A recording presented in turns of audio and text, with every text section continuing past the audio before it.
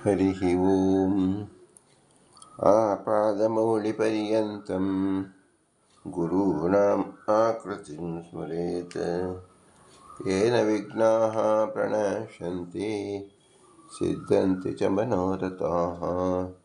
श्रीगुरुभ्यो नमः। परमगुरुभ्यो नमः। श्रीमदानन्दतीर्थभगवत्पादाचार्यगुरुभ्यो नमः। मन्मनोभीष्टवरदं सर्वाभीष्टफलप्रदं पुरन्दरगुरुं वन्दे दासश्रेष्ठं दयानिधिं विद्याविनयसम्पन्नान् शान्तादिगुणब्रह्मितान् सशास्त्रप्रवचनासक्तान् एलमिलार्यान् गुरून् भजे। पृथ्वीमण्डलमध्यस्याः पूर्णबोधमतानगाः वैष्णवाः विष्णुहृदयाः तान् नमस्ये गुरुं मम। हरिः ओम्। ಶ್ರೀಶಾಪಾಹಿ. ಶ್ರೀ ಪುರಂದರದಾಸರು ರಚಿಸಿದ ಅನಂತಕೋಟಿ ಬ್ರಹ್ಮಾಂಡ ನಾಯಕ ಎಂಬ 180 ಗದ್ಯದ ಮಧ್ಯದಲ್ಲಿ 81ನೆಯ ಗದ್ಯ ಪುರಾಣ ಪುರುಷೋತ್ತಮ ಎಂಬುದನ್ನು ಚಿಂತಿಸುತ್ತಿದ್ದೆವು.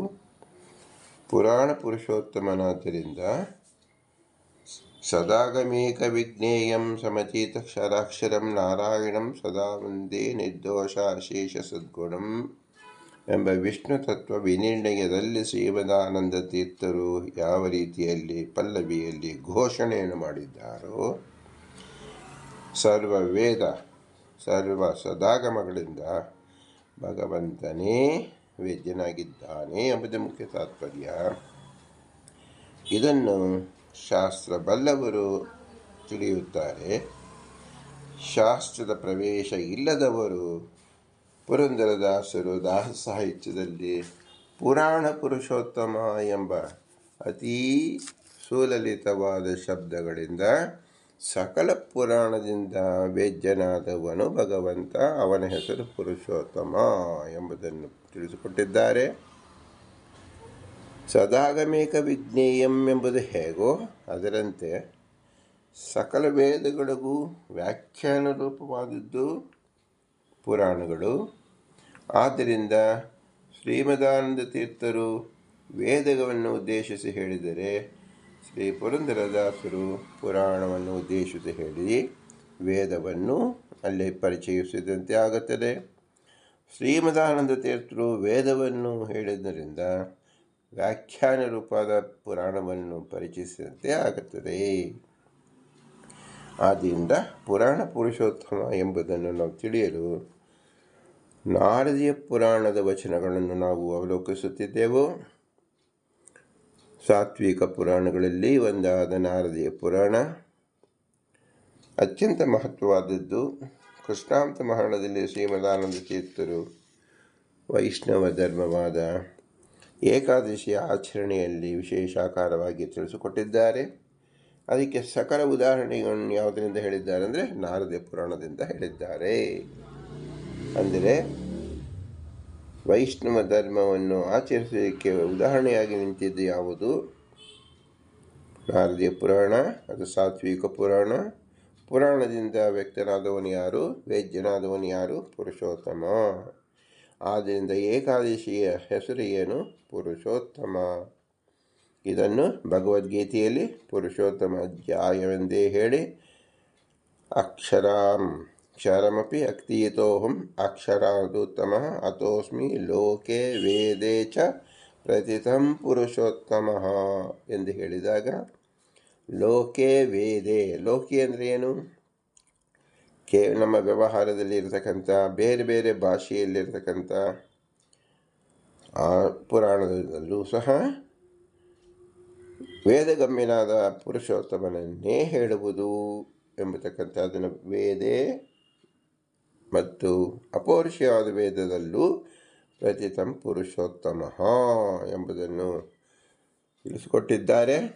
ಅದನ್ನು ಏಕಾದಶಿ ಮಹಾತ್ಮೆಯಿಂದ ನಾವು ತಿಳಿಯಬಹುದಾಗಿದೆ. ಮುಂದೆ ಶ್ರೀಮದಾನಂದ ತೀರ್ಥರು ಭಗವದ್ಗೀತೆಯಾಗಿ ಗೀತಾ ಭಾಷ್ಯ ಮತ್ತು ಗೀತಾ ತಾತ್ಪರ್ಯ ಅಂತ 2 ಗ್ರಂಥವನ್ನು ರಚಿಸಿಕೊಟ್ಟಿದ್ದಾರೆ. ಅದು ಎರಡರಲ್ಲೂ ಸಹ ನಾರದೀಯ ವಚನ ವಿಪುಲವಾಗಿ ಬಳಸಿದ್ದಾರೆ. ಅದನ್ನು ಕಿಂಚಿತ್ ಅವಲೋಕನವನ್ನು ಮಾಡೋಣ. ಶ್ರೀ ಪುರಂದರದಾಸರು ವಿಶೇಷ ಸಂಗತಿಯಾದ ಶ್ರೀಮದಾನಂದತೀರ್ಥರ ಸರ್ವಮೂಲ ಗ್ರಂಥವನ್ನು ಪುರಾಣ ಪುರುಷೋತ್ತಮ ಎಂಬ ಶಬ್ದದಿಂದ ಗದ್ಯದಿಂದ ಪರಿಚಯಿಸುತ್ತಿದ್ದಾರೆ ಎಂದು ತಿಳಿಯಬೇಕು. ಇದು ಅವರ ವಿಶೇಷ ಅನುಗ್ರಹ ರೂಪವೇ ಆಗಿದೆ. ಗೀತಾ ಭಾಷ್ಯದಲ್ಲಿ ಪೀಠಿಕಾ ಭಾಗದಲ್ಲಿ ಇರತಕ್ಕಂಥದ್ದು ಬ್ರಹ್ಮಾಜಹಿ ಪ್ರಾರ್ಥಿತೋ ವಿಷ್ಣು ಭಾರತಂ ಸಂಚಕಾರ ಯಸ್ಮಿನ್ ದಶಾರ್ಥಂ ಸರ್ವತ್ರ ನಗ್ನೇಯೋ ಸರ್ವಜಂತುಭಿಃ. ಭಗವಂತ ಕೃಷ್ಣ ಅವತಾರ ಮಾಡಬೇಕಾದಾಗ ಬ್ರಹ್ಮಾದಿ ದೇವತೆಗಳಿಂದ ಪ್ರಾರ್ಥನೆ ಆದ ಮೇಲೆ ಭಗವಂತ ಭೂಲೋಕದಲ್ಲಿ ಅವತಾರ ಮಾಡಿದ. ಯಸ್ಮಿನ್ ದಶಾರ್ಥಂ ಸರ್ವತ್ರ ನಗ್ನೇಯೋ ಸರ್ವಜಂತುಭಿಃ. ಸರ್ವಜಂತು ಅಂದರೆ ಸಕಲ ಜೀವರಿಗೆ, ಸಕಲ ಸಾಧಕ ಜೀವರಿಗಾಗಿ ಭಗವಂತ ಅವತಾರ ಮಾಡಿ ನಮಗೆ ಶಿಕ್ಷಣವನ್ನು ಹೇಳಿದ್ದಾನೆ, ತಿಳಿಸಿಕೊಟ್ಟಿದ್ದಾನೆ ಎಂದು ಅರ್ಥ. ಏನು ತಿಳಿಸ್ಕೊಟ್ಟಿದ್ದಾನಪ್ಪ ಅಂದರೆ ಗೀತಾ ಭಾಷೆಯಲ್ಲಿ ತಿಳಿಸ್ಕೊಡ್ತಾ ಇದ್ದಾರೆ. ಸತ್ಯಂ ಸತ್ಯಂ ಪುನಃಸತ್ಯಂ ಶಪಥೈಶ್ಚಾಪಿ ಕೋಟಿಭಿಃ ವಿಷ್ಣು ಮಾಹಾತ್ಮ್ಯಲೇಶಸ್ಯ ವಿಭಕ್ತಸ್ಯ ಚ ಕೋಟಿದಾ ಪುನಶ್ಚ ಅನಂತದಾ ತಸ್ಯ ಪುನಶ್ಚಾಪಿ ಅನಂತದಾ ನೈಕಾಂಶ ಸಮಮಾಹಾತ್ಮ್ಯಂ ಶ್ರೀ ಶೇಷ ಬ್ರಹ್ಮ ಶಂಕರಾಃ.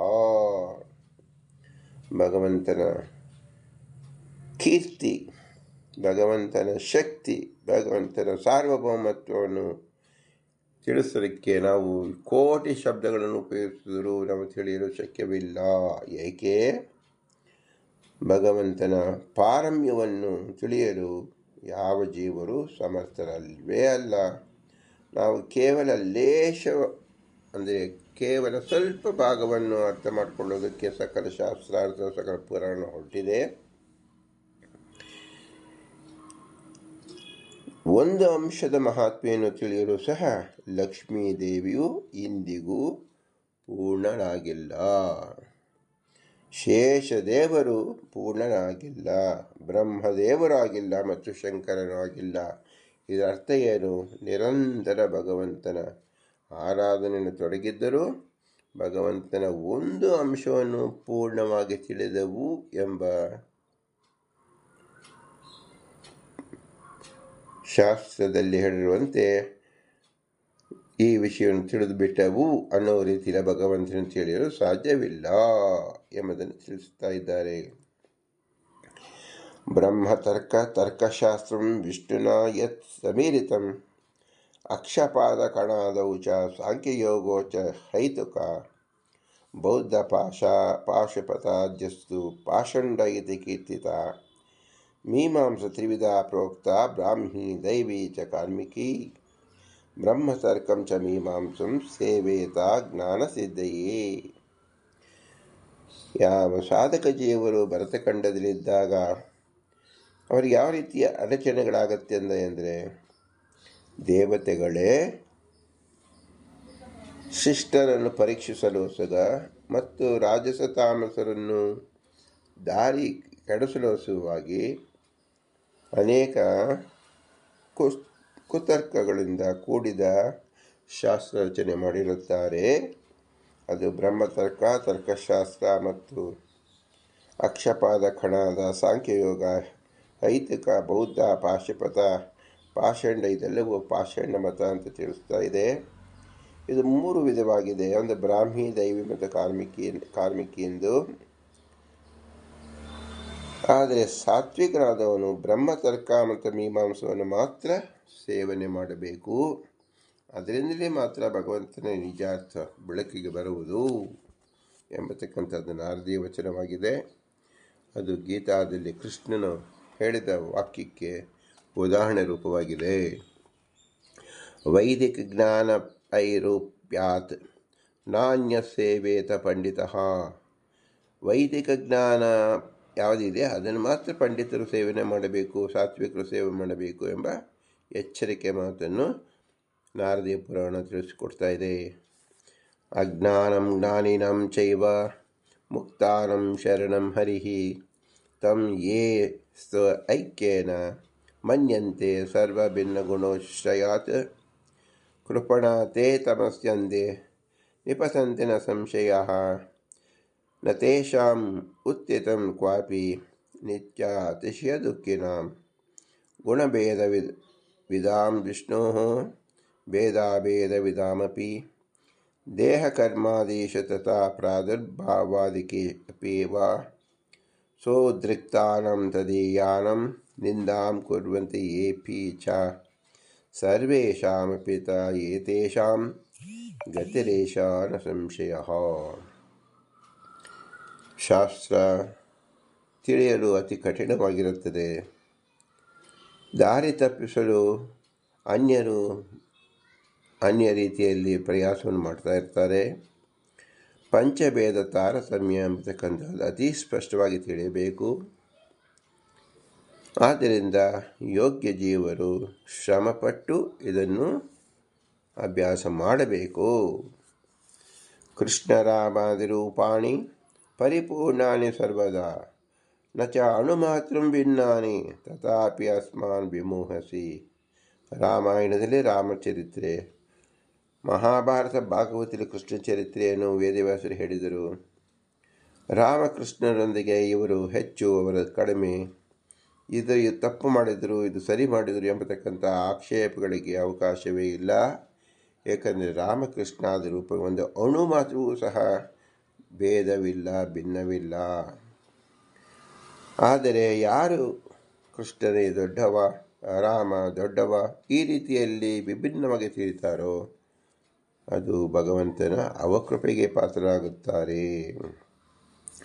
ಕುಸ್ಥಿತಾನಿ ಚ ಮಿಶ್ರಾಣಿ ರುದ್ರೋ ವಿಷ್ಣು ಪ್ರಚೋದಿತಃ ಚಕಾರ ಶಾಸ್ತ್ರಾಣಿ ವಿಭುಃ ಋಷಯಸ್ತತ್ಪ್ರಚೋದಿತಾಃ ದದೀಚಾದ್ಯಾಃ ಪುರಾಣಾನಿ ತಸ್ತಶಾಸ್ತ್ರ ಸಮಯೇನ ತು ಚಕ್ರುಃ ವೇದಶ್ಚ ಬ್ರಹ್ಮಾಣಿ ವೈಷ್ಣವಾನ್ ವಿಷ್ಣುವೇದತಃ ಪಂಚರಾತ್ರಂ ಭಾರತಂ ಚ ಮೂಲರಾಮಾಯಣಂ ತಥಾ ಪುರಾಣಂ ಭಾಗವತಂ ವಿಷ್ಣುವೇದ ಇತಿ ಋತಃ ಅತಃ ಶೈವ ಪುರಾಣಾನಿ ಯೋಜಯನ್ ಅನ್ಯ ವಿರೋಧತಃ. ಗೀತಾಭಾಷ್ಯದಲ್ಲಿ ಶ್ರೀಮದಾನಂದ ತೀರ್ಥರು ವ್ಯಾಖ್ಯಾನವನ್ನು ಬರೆಯುವಾಗ ಶಾಸ್ತ್ರ ಮತ್ತು ಸದಾಗಮಗಳು ಯಾವುದು, ದುರಾಗಮಗಳು ಯಾವುದು ಅಂತ ಸ್ಪಷ್ಟವಾದ ವಚನಕ್ಕೆ ನಾರದ ಪುರಾಣವನ್ನು ಹೇಳಿದ್ದಾರೆ.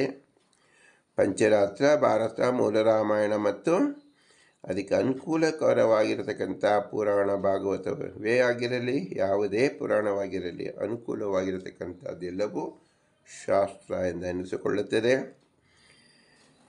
ಯಾವುದು ಅನುಕೂಲವಿಲ್ಲವೋ ಅದು ಅರ್ಥಾಂತರವಾಗಿ ತಿಳಿಯತಕ್ಕದ್ದು ಎಂದು ಉಪದೇಶ ಮಾಡಿದ್ದಾರೆ.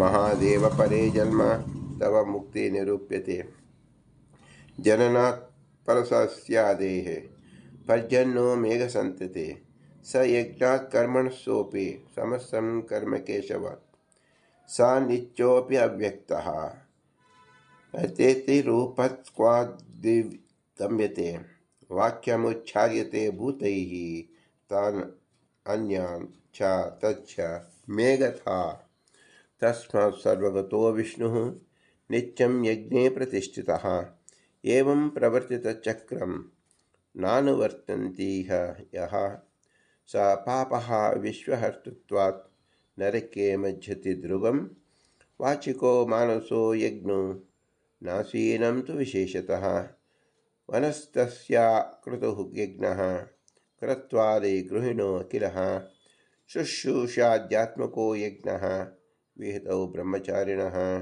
ವಿದ್ಯಾ ಅಭಯಾದಿದಾನಂ ಚ ಸರ್ವೇಷಾಮಪಿ ಸಮ್ಮತಾಂ ಗೃಹೀಣ ವಿತ್ತದಾನಂ ತು ವನಸ್ಯಾನ್ ಪೂರ್ವಕಂ ಸರ್ವೈಃ ಕಾರ್ಯಂ ತಪೋ ಘೋರಮಿತಿ ಸರ್ವೈಃ ತ್ರಿಕರ್ಮಿಣಃ. ಶಾಸ್ತ್ರದಲ್ಲಿ ಯಾವ ಜೀವ ಉತ್ತಮವಾಗಿ ಸಾಧನೆ ಮಾಡಬೇಕು ಅಂತ ಬಯಸಿರ್ತಾನೋ ಅವನು ಯಾವ ಮಾರ್ಗದಲ್ಲಿ ಹೋಗಬೇಕಾದು, ಮಾನಸಿಕ, ವಾಚನಿಕ ಮತ್ತು ಕಾಯಿಕವಾಗಿ ಯಾವ ತಪಸ್ಸನ್ನು ಹೇಗಿರಬೇಕು ಎಂಬತಕ್ಕಂಥ ವಿಶೇಷವಾಗಿ ಗೀತಾಭಾಷ್ಯದಲ್ಲಿ ಹೇಳಲ್ಪಟ್ಟಿದೆ. ಯಾನಿ ತೀರ್ಥಾದಿವಾಕ್ಯಾನಿ ಕರ್ಮಾದಿವಿಷಯಾಣಿ ಚ ಸ್ಥಾವಕಾನ್ಯೇವ ತಾನಿ ಸ್ಯುಃ ಅಜ್ಞಾನಂ ಮೋಹಕಾನಿ ವಾ ಭವೇನ್ಮೋಕ್ಷಸ್ಸು ಮದೃಷ್ಟೇ ನಾಣ್ಯದಸ್ತು ಕಥಂಚನ.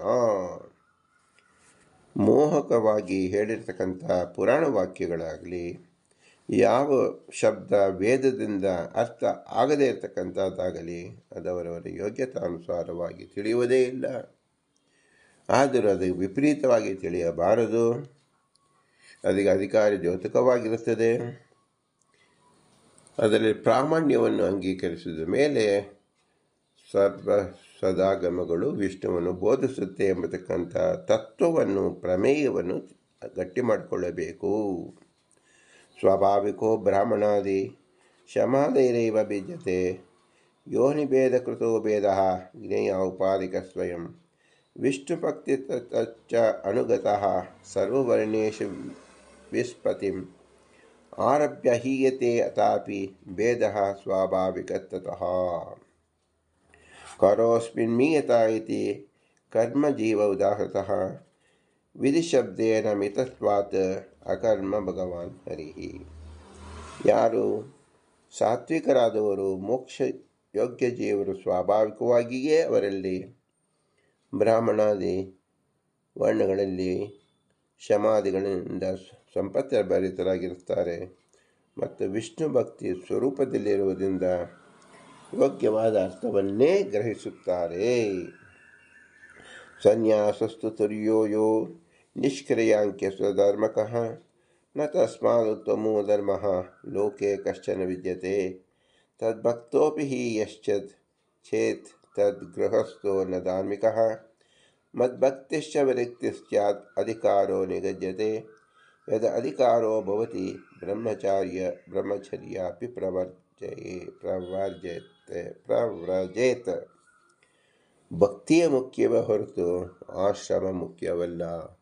ಸನ್ಯಾಸಿಯಾಗಿದ್ದರೂ ವಿಷ್ಣು ಭಕ್ತಿ ಇಲ್ಲದಿದ್ದರೆ ಗೃಹಸ್ಥಾಶ್ರಮಿಗಿಂತಲೂ ಅವನು ನೀಚನೆನಿಸುತ್ತಾನೆ. ಗೃಹಸ್ಥಾಶ್ರಮಿ ಭಕ್ತನಾಗಿದ್ದರೆ ಸನ್ಯಾಸಿಯಂತೆ ಪವಿತ್ರನಾಗುತ್ತಾನೆ ಎಂಬುದೇ ತಾತ್ಪರ್ಯ. ದರ್ಶನ ಸ್ಪರ್ಶನ ಸಂಭಾಷಣ ಸತ್ಸುಖಂ ಜಾಯತೆ ನೃಣಾಂ.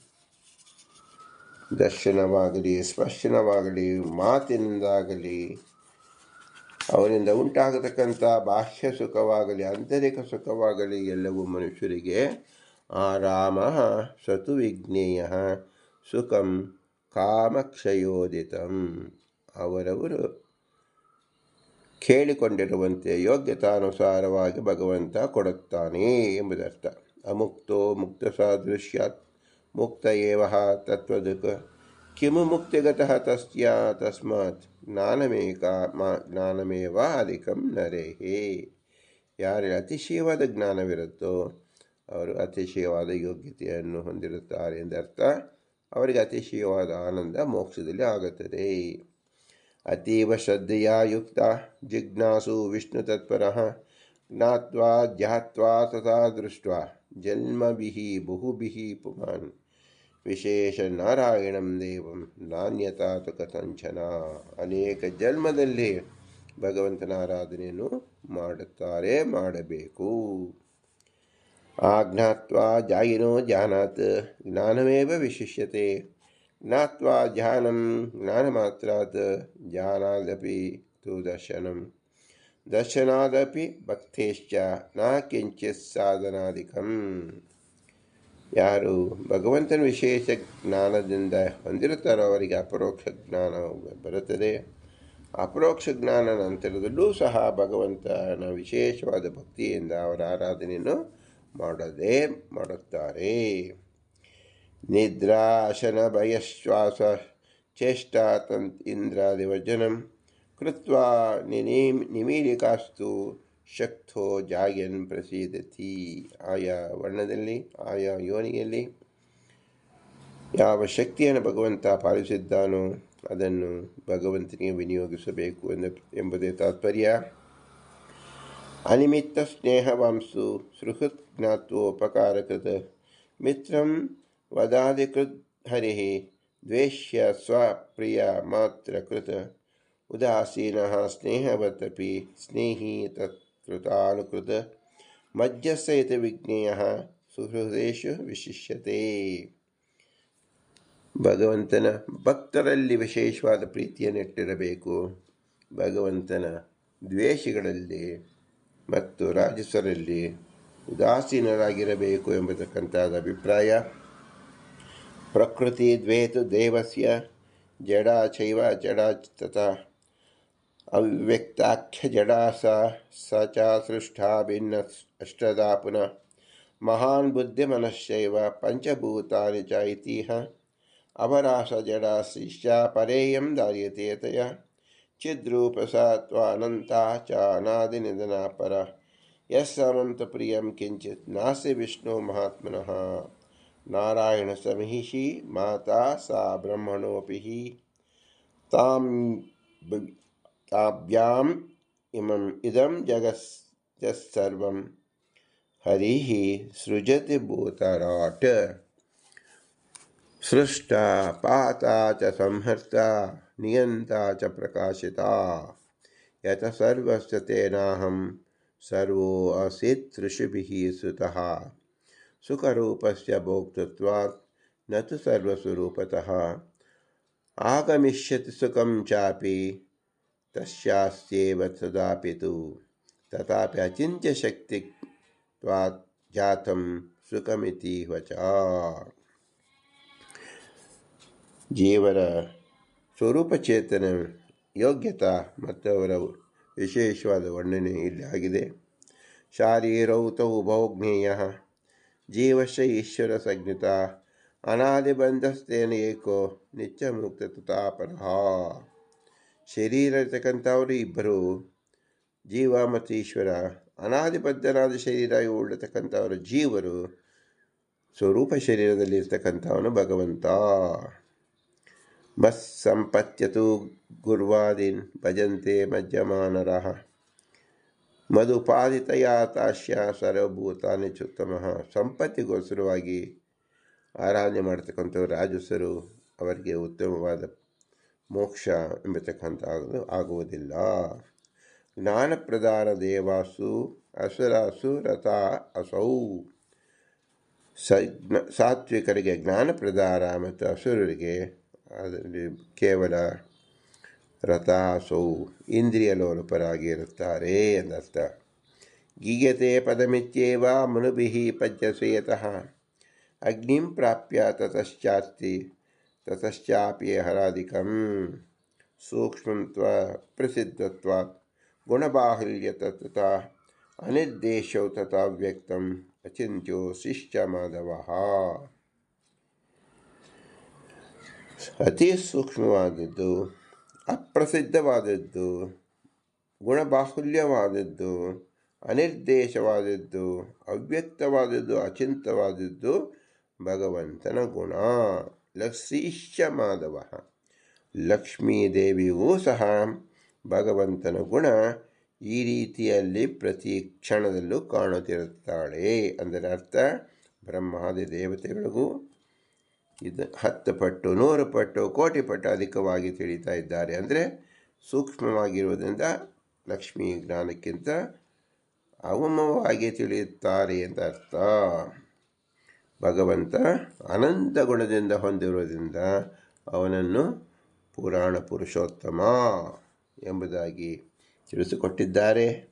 ಇದು ಗೀತಾ ಭಾಷ್ಯ ಮತ್ತು ಗೀತಾ ತಾತ್ಪರ್ಯದಲ್ಲಿ ನಾರದೀಯ ಪುರಾಣದ ವಾಕ್ಯಗಳಿಂದ ಶ್ರೀಮದಾನಂದ ತೀರ್ಥರು ಒದಗಿಸುವ ಉದಾಹರಣೆ ರೂಪದ ಸಂಕ್ಷೇಪ ಸಾರಾಂಶ ರೂಪವಾಗಿದೆ. ಇದು ಅತ್ಯಂತ ವಿಶೇಷವಾದ ನಮಗೆ ಜ್ಞಾನವನ್ನು ಬೆಳಗಿಸಿಕೊಳ್ಳುವಾಗಿ ಏಳಿಗೆಗಾಗಿ ಹೇಳಲ್ಪಟ್ಟಿರ್ತಕ್ಕಂಥ ಪುರಾಣ ಪುರುಷೋತ್ತಮ ಎಂಬ ಶಬ್ದದಿಂದ ಉತ್ಪತ್ತಿಯಾದ ಸಹಕಾರಿಯಾದ ಜ್ಞಾನವಾಗಿದೆ. ಇದನ್ನು ಶ್ರೀ ಪುರಂದರದಾಸರು ಅವರ ವಿಶೇಷ ಅನುಗ್ರಹದಿಂದ, ಅವರ ಅಂತರ್ಯಾಮಿ ಶ್ರೀ ಪುರಂದರ ವಿಶೇಷ ಅನುಗ್ರಹ ರೂಪದಿಂದ, ನಮ್ಮ ಮಾತಾಪಿತರರ ಅವರ ಆಶೀರ್ವಾದ ರೂಪದಿಂದ, ಗುರು ಹಿರಿಯರ ಆಶೀರ್ವಾದ ರೂಪದಿಂದ, ತತ್ವಾಭಿಮಾನಿ ದೇವತೆಗಳ ಆಶೀರ್ವಾದ ರೂಪದಿಂದ, ಭಾರತೀಯ ಪತಿಯ ಮುಖ್ಯ ಪ್ರಾಣ ಶ್ರೀ ವಾಯುದೇವರ ವಿಶೇಷ ಸನ್ನಿಧಾನ ಹಾಗೂ ಅವರ ಬಲದಿಂದ ಅವರ ಆಶೀರ್ವಾದದಿಂದ ಈ ವಿಶೇಷವಾದ ಚಿಂತನೆ ಸಾಧ್ಯವಾಗಿದೆ. ಇವರೆಲ್ಲರಲ್ಲೂ ನಿಂತು ಇರುವ ನಿಯಾಮಕನಾದ ಭಗವಂತ ಲಕ್ಷ್ಮೀನಾರಾಯಣ, ಇವನೇ ನಮ್ಮ ಬಿಂಬರೂಪಿ ಭಗವಂತ. ಇದು ಭಗವಂತನ ಬಿಂಬನ ಆರಾಧನೆಯಾಗಿದೆ. ಆದ್ದರಿಂದ ಇವರೆಲ್ಲರಿಗೂ ಸಹ ನಾವು ಹೇಗೆ ಕೃತಜ್ಞತೆ ಸಲ್ಲಿಸಬೇಕು? ನಾವು ಅತ್ಯಂತ ಅಲ್ಪರಾದ್ದರಿಂದ ಭೂಯಿಷ್ಠಾಂತೆ ನಮ ಉಕ್ತಿಂಬಿದೆಯಮ ಎಂದು ಹೇಳಿ, ಭೂಯಿಷ್ಠಾಂತೆ ನಮ ಉಕ್ತಿಂಬಿದೆಯಮ, ಭೂಯಿಷ್ಠಾಂತೆ ನಮ ಉಕ್ತಿಂಬಿದೆಯಮ ಎಂದು ಹೇಳಿ ಹಿರಿಯರನ್ನು ಗೌರವಿಸೋಣ. ಭಾರತೀಯ ರಮಣಕ್ಕೆ ಪ್ರಾಣ ಅಂತ ಶ್ರೀಕೃಷ್ಣಾರ್ಪಣಮಸ್ತು. ಹರಿ ಓಂ, ಹರಿ ಓಂ, ಹರಿ ಓಂ.